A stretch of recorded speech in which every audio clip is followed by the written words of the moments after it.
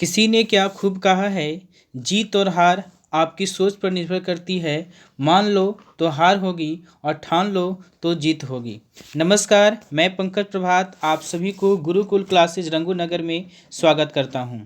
और आज हम लोग पढ़ेंगे एनटीपीसी जीके सेट 1, जो एनटीपीसी सीवीडी 2 का जो एग्ज़ाम होने वाले हैं मार्च और अप्रैल में। मैं उसका कुछ सेट तैयार किया हूं, जो पर डे आपको सेट बाय सेट प्रैक्टिस करवाया जाएगा।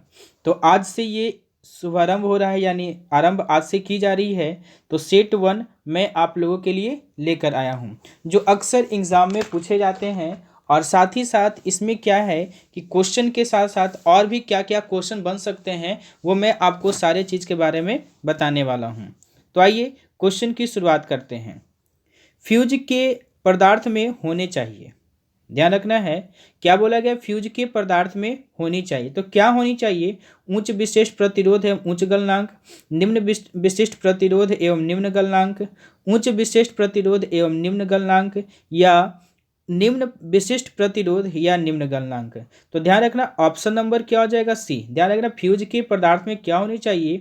तो उच्च विशिष्ट प्रतिरोध एवं निम्न गलनांक होने चाहिए। अब इसके साथ साथ और हम लोग क्या जान जाते हैं कि ध्यान रखना किसी भी फ्यूज के वायर में, ठीक है, अगर आप फ्यूज हैं तो दो तरह का कनेक्टिंग होता है, परिपथ होता है।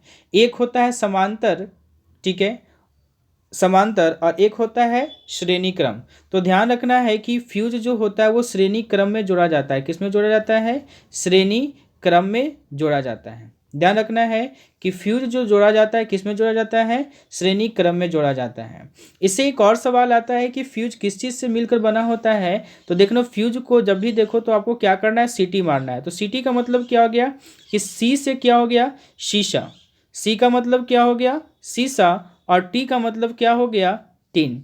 तो ध्यान रखना है कि सीटी का मतलब फ्यूज को देखो तो क्या करो? सीटी मारो। तो सीटी का मतलब सी से क्या हो गया? शीशा। और टी का मतलब क्या हो गया? टिन हो गया। तो ये तीन सवाल हो गया कि फ्यूज के पदार्थ में होनी चाहिए तो क्या होनी चाहिए? तो उच्च विशिष्ट प्रतिरोध एवं निम्न गलनांक होनी चाहिए। और साथ ही साथ ये श्रेणी क्रम में जुड़ा होता है। और किस मिश्र धातु से मिलकर बना होता है? तो सी यानी सी से शीशा और टी से टिन। आइए दूसरे सवाल की तरफ हम लोग चलते हैं।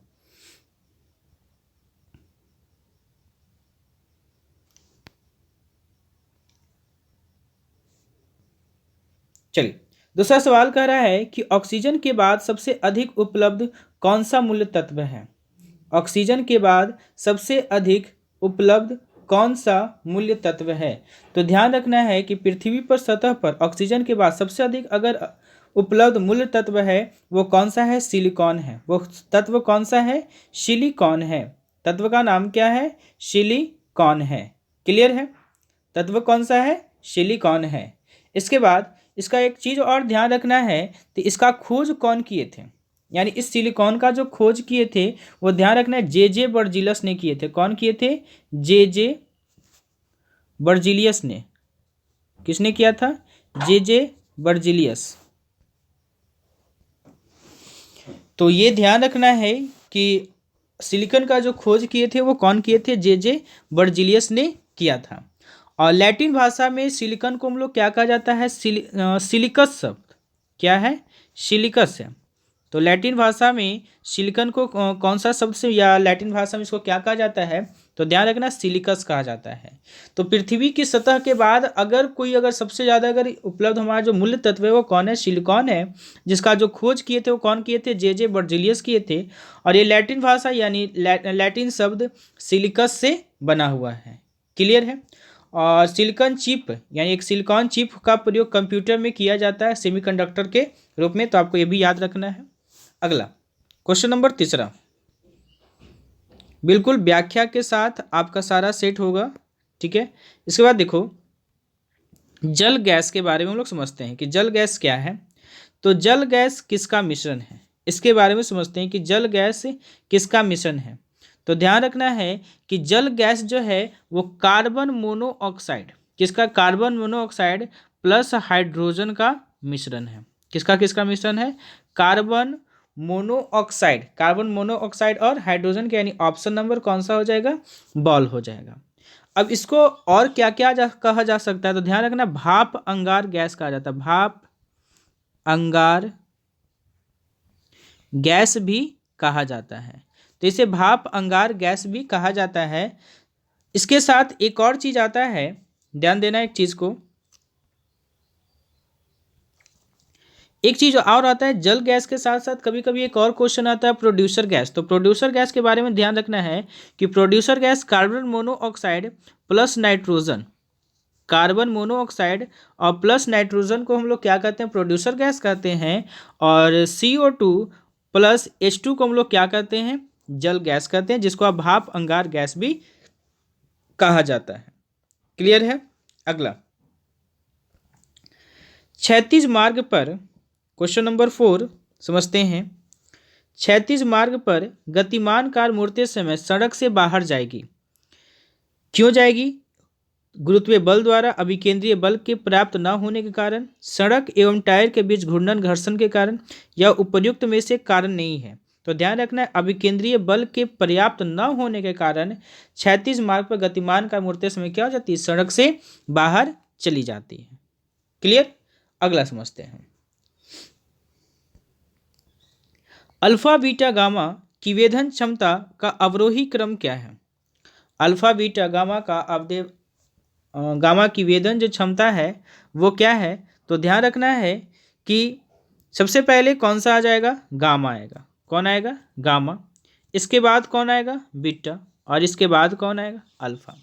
यानी जो सब अवरोही क्रम में देखें तो सबसे पहले कौन आएगा? गामा, इसके बाद बीटा और इसके बाद अल्फा आ जाएगा।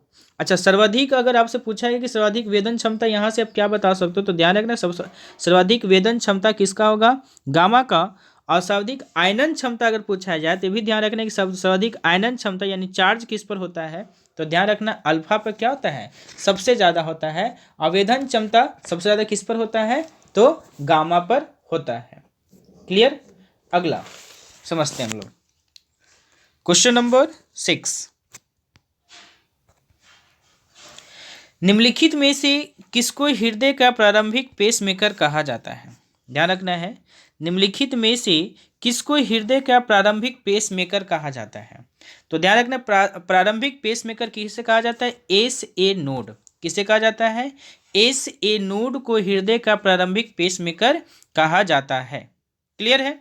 अगला क्वेश्चन नंबर 7,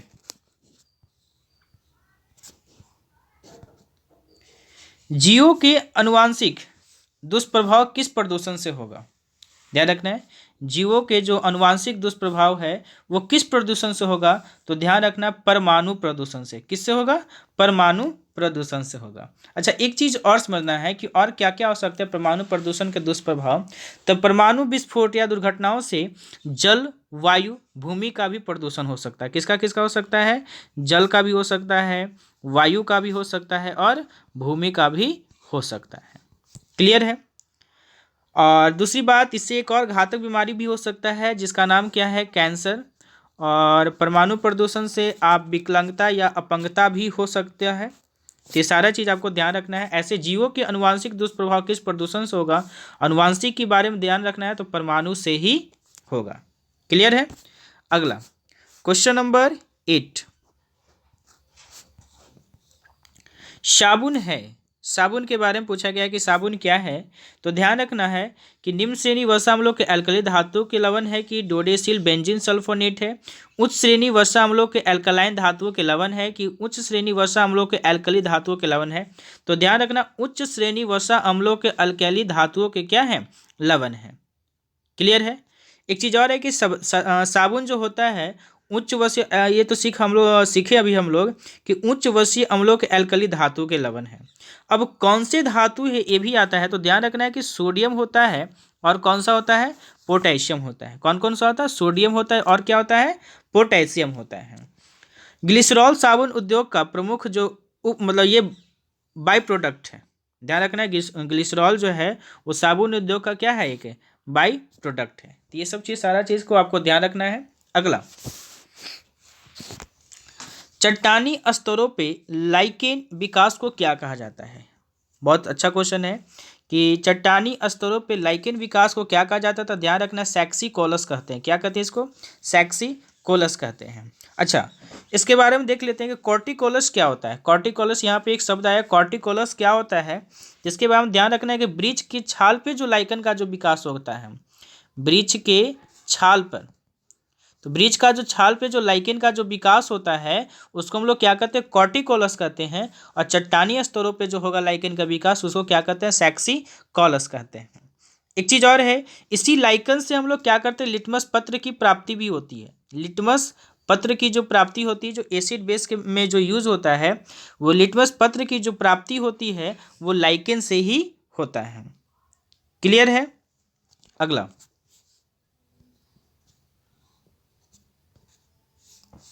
क्वेश्चन नंबर 10।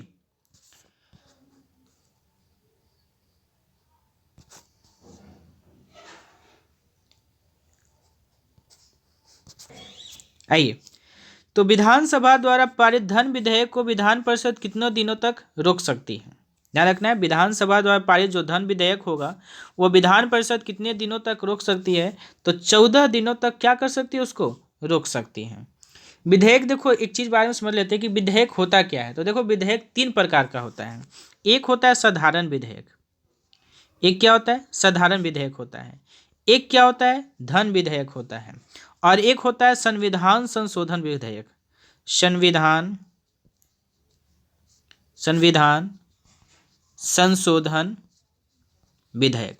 तो 3 प्रकार के विधेयक होते हैं, एक साधारण होता है, एक धन होता है, और एक क्या होता है, संविधान संशोधन विधेयक होता है। तो धन विधेयक के जो मामले में विधान परिषद के अधिकार के नहीं के बराबर होता है। ये भी ध्यान रखना कि धन विधेयक के जो मामले होता है वो विधान परिषद के अधिकार नहीं होता उतना। ठीक है, तो इसमें ध्यान क्या रखना है कि विधानसभा द्वारा पारित जो धन विधेयक को विधान परिषद कितने दिनों तक रोक सकती है, तो ध्यान रखना 14 दिनों तक। और विधेयक कितने प्रकार के होते हैं, तो 3 प्रकार के, एक साधारण विधेयक, धन विधेयक और संविधान संशोधन विधेयक। ये 3 प्रकार के आपके क्या होते हैं, विधेयक होते हैं। भारतीय अंतरिक्ष अनुसंधान समिति का गठन कब किया गया था, ये भी ध्यान रखना है कि भारतीय अंतरिक्ष अनुसंधान समिति का गठन कब किया गया था, तो 1962 में किया गया था। कब किया गया था, 1962 में किया गया था। भारतीय अंतरिक्ष अनुसंधान समिति का गठन कब किया गया था, 1962 में किया गया था। हाँ, अगर इससे ये सवाल आ जाए कि भारतीय अंतरिक्ष कार्यक्रम की जो शुरुआत हुई थी वो कब हुई थी, तो 1963 में। कार्यक्रम की अगर शुरुआत पूछा जाए तो कब, 1963। और इस कार्यक्रम के जो जनक थे वो कौन थे, डॉक्टर विक्रम साराभाई। कौन थे, डॉक्टर विक्रम साराभाई थे। क्या नाम था उनका, डॉक्टर विक्रम साराभाई थे। क्लियर है। भारतीय अंतरिक्ष अनुसंधान संगठन, यानी जिसको हम लोग क्या कहते हैं, इसरो कहते हैं। क्या कहते हैं इसको, इसरो कहते हैं। तो ये भी ध्यान रखना है कि इसरो की जो स्थापना हुई थी वो 15 अगस्त 1969 को हुआ था। ध्यान रखना है, 15 अगस्त 1969 को हुआ था। तो इसरो की जो स्थापना हुई थी वो 15 अगस्त 1969 ईस्वी को स्थापना हुआ था। क्लियर है। अगला समझते हैं, क्वेश्चन नंबर 12। भारत के सर्वोच्च न्यायालय के कार्यवाहक मुख्य न्यायाधीश की नियुक्ति कौन करता है। भारत के सर्वोच्च न्यायालय के कार्यवाहक मुख्य न्यायाधीश की नियुक्ति कौन करता है, तो ध्यान रखना राष्ट्रपति करता है। कौन करता है, राष्ट्रपति करता है। अब सवाल उठता है कि सर किस अनुच्छेद की तरह होता है, तो ध्यान रखना अनुच्छेद 126 के तरह। अनुच्छेद 126 में क्या बताया गया है कि सर्वोच्च न्यायालय के जो कार्यवाहक जो मुख्य न्यायाधीश की नियुक्ति कौन करेगा, तो राष्ट्रपति करेगा। क्लियर है। अगला, कौन सा उपकरण भूकंप के दौरान सतह पर पहुंचने वाले तरंगों को क्या करता है, मापता है, तो ध्यान रखना सिस्मोग्राफ। कौन, सिस्मोग्राफ। अब इसमें कुछ दिया हुआ है कि मैनोमीटर क्या होता है, तो मैनोमीटर क्या है, ध्वनि को दूर स्थान पर ले जाया करता है। क्या करता है, मैनोमीटर ध्वनि को दूर स्थानों पर ले जाया करता है। बैरोग्राफ क्या है, तो वायुमंडलीय दाब को मापता है। क्रोनोमीटर क्या है, तो ये जलयान पर लगा रहता है। क्रोनोमीटर कहाँ लगा रहता है, जलयान पर लगा रहता है। और इसका काम क्या है, तो सही समय का पता लगाना। क्या काम है, सही समय का पता लगाना। क्लियर है। अगला, ऑयल ऑफ विट्रॉल का रासायनिक नाम क्या है। सवाल ये है कि ऑयल ऑफ विट्रॉल का रासायनिक नाम क्या है। तो ऑयल ऑफ विट्रॉल का जो रासायनिक नाम है वो सल्फ्यूरिक एसिड है। क्या है? सल्फ्यूरिक एसिड है। रासायनिक नाम क्या है? सल्फ्यूरिक एसिड है। क्लियर है? अगला क्वेश्चन नंबर 15, हम धुंध के दौरान किस कारण नहीं देख पाते हैं। सवाल ये भी अक्सर आता है कि हम धुंध के दौरान हम किस कारण नहीं देख पाते हैं। तो ध्यान रखना, प्रकाश के बिखराव के कारण। किस कारण नहीं देख पाते हैं? तो प्रकाश के बिखराव के कारण। जैसे कोहरा हो गया, धुंध पानी के, मतलब ये सब क्या होता है, उसमें धुंध होता है। तो जब प्रकाश का जब बहुत ज़्यादा बिखराव होगा तो हम उस समय देख नहीं सकते हैं। क्लियर है? अगला सवाल,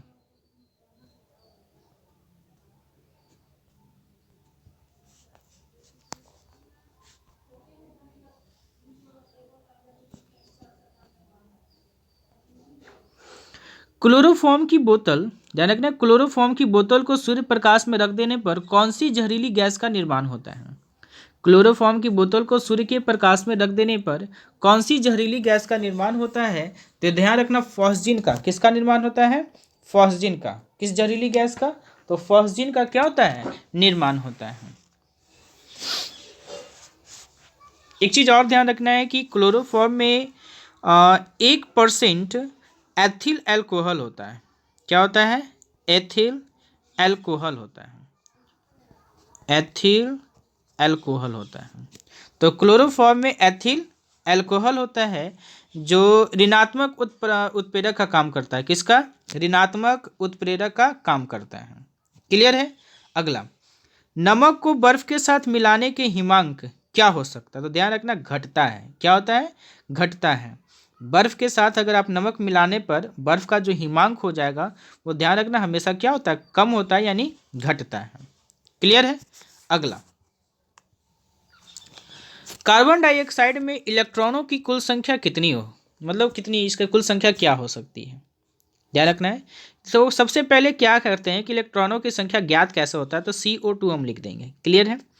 अब यहाँ पे देखना है कि कार्बन कितना अणु है, तो एक है, तो कितना लिख देंगे, इसका एटॉमिक मास लिखा गया। अब यहाँ पर कितना है, यहाँ कितना लिखा हुआ है, 2 है ना। तो कार्बन का यहाँ पे कितना, सॉरी ऑक्सीजन कितना है, 2 है। तो 8 दूनी कितना हो गया, 16 हो गया। क्लियर है? तो 6 इसका क्या हो गया, एटॉमिक नंबर। यहाँ 8 इसका क्या हो गया, एटॉमिक नंबर। और कै गो ऑक्सीजन है, तो 2 ऑक्सीजन, तो 2 मल्टीप्लाई, यहाँ एक भी नहीं है तो इसलिए यहाँ एक भी मल्टीप्लाई नहीं करेंगे। तो 6 प्लस कितना हो गया, 16, और 16 6 कितना हो गया, 22। तो ध्यान रखना इस पर कितना इलेक्ट्रॉन हो सकता है, तो 22 इलेक्ट्रॉन हो सकता है। क्लियर है? अब CO2 से एक और सवाल आता है कि वायुमंडल में CO2 की संख्या मतलब कितनी प्रतिशत है। तो ध्यान रखना 0.03% की मात्रा में हमारे वायुमंडल में कार्बन डाइऑक्साइड मौजूद है। क्लियर है? अगला,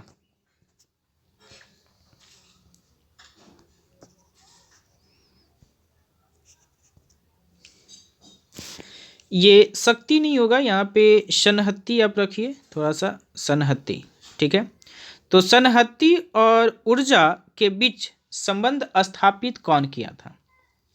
सनहत्ती, ये जब हम आपको ऊर्जा पढ़ा रहे थे तो उसमें भी हम आपका जिक्र किए हुए थे, उसमें बताया हुआ है कि सनहत्ती और ऊर्जा के बीच किसने संबंध स्थापित किया था। तो ध्यान रखना, आइंस्टीन ने किया था। किसने किया था?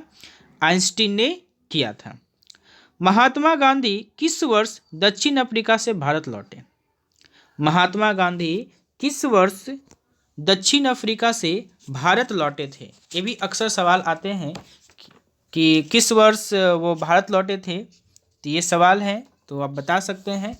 तो ध्यान रखना है कि 1915 को भारत में आए थे। कब आए थे? 1915 को आए थे। अब डेट के साथ पूछा जाए तो ध्यान रखना है कि 9 जनवरी 1915 को आए थे। कब आए थे? 9 जनवरी 1915 को आए थे। और वे अफ्रीका में अप्रैल 1893, यानी अप्रैल 1893 से लेकर के 1915 तक रहे थे। लगभग समझना है यही कि लगभग 22 साल तक उन्होंने दक्षिण अफ्रीका में रहे। और दक्षिण अफ्रीका में वो पहले क्या बने थे, वो भारतीय बैरिस्टर भी बने थे।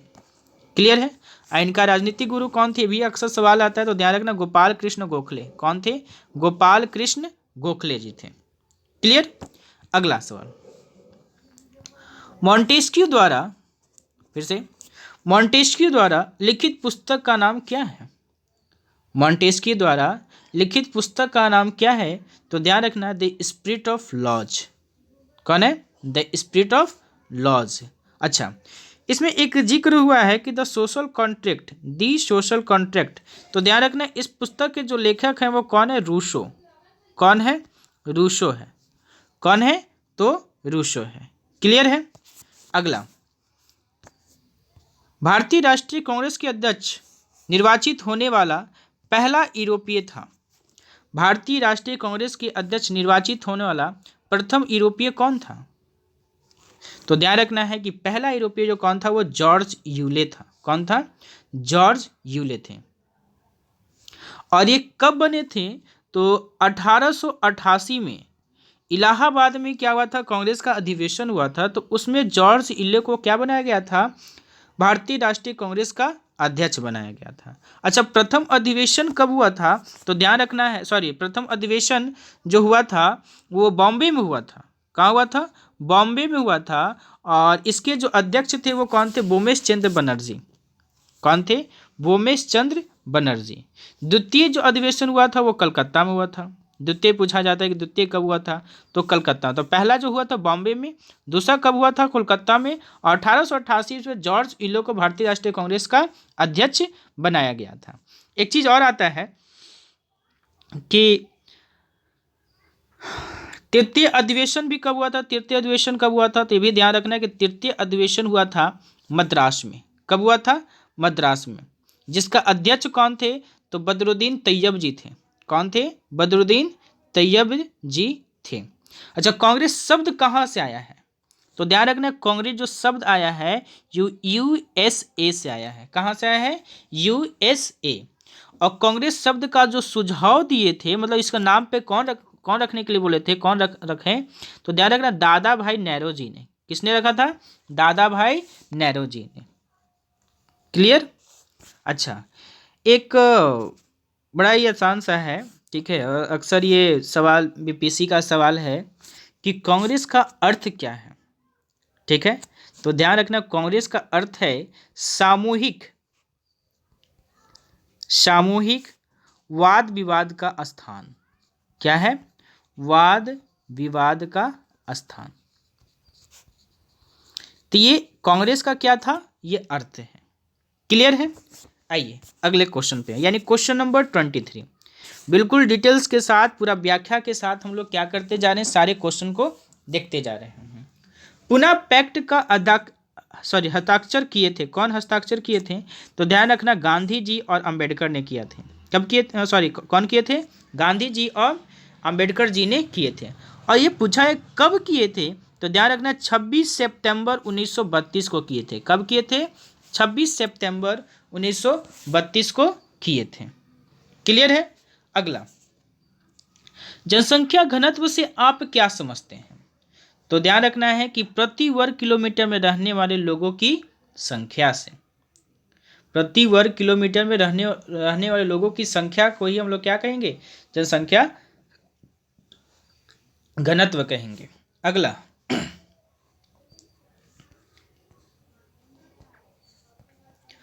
उत्तरी सह्याद्री पठार से निकलने वाली नदी कौन सी है? उत्तरी सह्याद्री पठार से निकलने वाली जो नदी है वो कौन सी है? तो ध्यान रखना, गोदावरी। कौन सी है? गोदावरी। और ध्यान रखना, गोदावरी की कितना किलोमीटर है? तो ध्यान रखना, 1465 किलोमीटर है। क्या है ये? 1465 किलोमीटर है। इससे और क्या क्या सवाल आ सकता है? तो इसे दक्षिण का गंगा कहा जाता है। क्या कहा जाता है? दक्षिण का गंगा कहा जाता है। क्लियर है? और इसको याद रखना है, दक्षिण का गंगा गोदावरी को कहा जाता है। और कितना किलोमीटर है? तो 1465 किलोमीटर, 65 किलोमीटर है। अब ये ध्यान रखना है कि ये मैंने आप लोगों के लिए top 25 per day NTPC CBT 2 के लिए सेट लेकर आ रहा हूँ। अब ये ऐसा नहीं है कि एनटीपीसी सीबीटी 2 के लिए है, ये ग्रुप डी के लिए भी है। तो ग्रुप डी के लिए और एनटीपीसी सीबीटी 2 के लिए, दोनों के लिए मैं प्रतिदिन जीके का सेट लेकर आ रहा हूँ। और अगले सेट को देखने के लिए हमारे चैनल को लाइक करें, सब्सक्राइब करें, शेयर के लिए। तब तक के लिए नमस्कार।